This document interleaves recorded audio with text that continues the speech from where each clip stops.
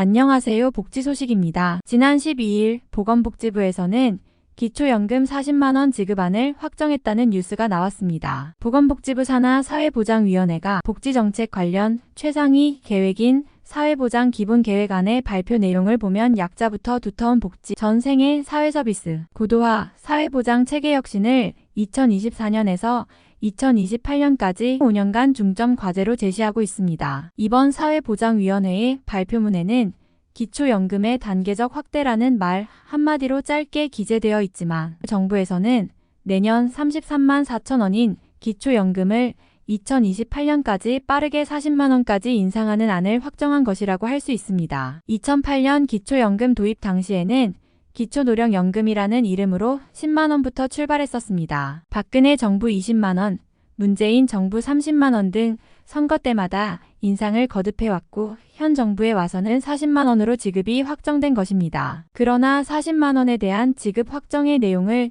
자세히 들여다보면 상황은 좀 달라질 수 있습니다. 어르신들께서 매달 25일 받고 계신 기초연금은 매년 소비자 물가 상승률을 반영해서 인상되고 있습니다. 2021년에는 30만원, 2022년에는 30만 7,500원, 2023년에는 32만 3,180원을 거쳐서 내년 2024년에는 33만 4천원으로 최근 3년간 3% 정도의 인상률을 기록하고 있으므로 이를 향후 5년간의 기초연금 인상분의 3.3% 인상률을 적용해보면 2025년에는 34만 5천원, 2026년에는 35만 6천원, 2027년에는 36만 8천원, 2028년엔 38만 원으로 이번에 보건복지부에서 발표한 사회보장 기본계획이 아니었어도 어차피 2028년에는 40만 원 가깝게 인상될 예정이라는 것입니다. 그런데 이번 보건복지부의 발표 내용에 기초연금을 2028년 40만 원까지 빠르게 인상하는 방안을 확정했다고 강조하고 있는 것을 보면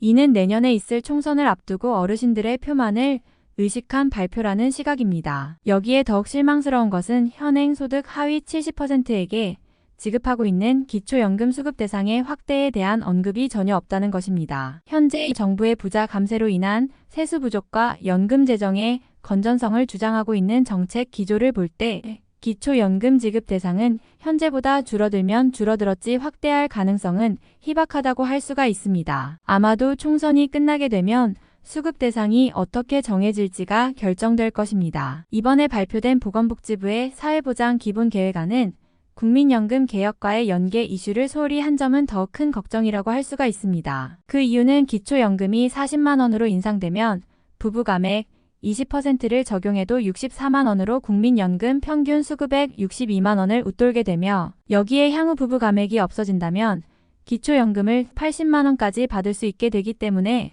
국민연금 가입자의 상대적 박탈감은 크게 늘어날 수밖에 없는 상황 속에서 허리띠 졸라매고 열심히 납부한 국민연금보다 무상지원인 기초연금이 더 많아지는 상황은 결코 바람직하다고 볼 수가 없습니다. 그렇다면 현재 국민연금 가입자가 처해 있는 불합리한 문제에는 어떤 것들이 있는지 한번 살펴보겠습니다. 첫 번째는 국민연금을 많이 받으면 기초연금의 50%까지 깎일 수가 있습니다. 2023년 현재 국민연금을 48만 4,770원을 초과해서 받으면 기초연금 32만 3,180원에 50%인 16만 1,590원까지 감액될 수 있습니다. 바로 국민연금 연계 감액 제도 때문인데요. 예를 들어 기초연금 수급자가 되시더라도 국민연금을 월 90만 원 받으신다면 기초연금을 남들보다 9만 원 적게 받는 상황이 발생하게 되는 것입니다. 두 번째는 국민연금을 많이 받으면 기초연금에서 탈락할 수 있습니다. 기초연금 계산 시 국민연금은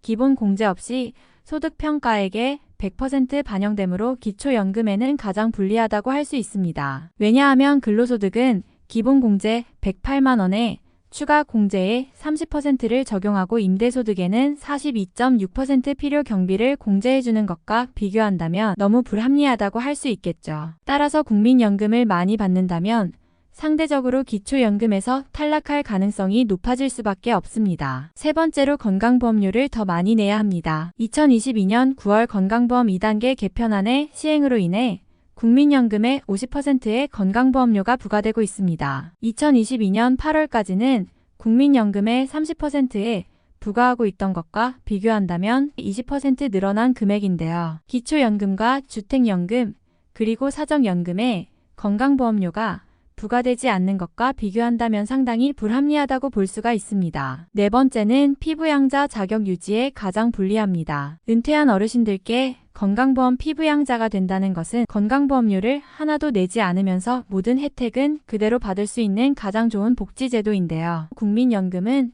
피부양자 자격에 가장 불리하게 작용합니다. 그 이유는 국민연금이 피부양자 자격 계산 시 기본공제 없이 100% 합산 소득에 반영되기 때문인데요. 참고로 퇴직연금을 포함한 사적연금은 합산 소득에 반영되지 않습니다. 마지막 다섯 번째는 소득세 또한 더 많이 내야 합니다. 앞에서 설명드린 것처럼 국민연금에 건강보험료를 부과하지만 소득세 또한 같이 부과한다는 사실을 알고 계셔야 합니다. 참고로 기초연금에는 건강보험료에 이어서 소득세도 부과하지 않고 있습니다. 최근 보건복지부에서 발표한 사회보장 기본계획안에 대해 설명드렸습니다. 감사합니다.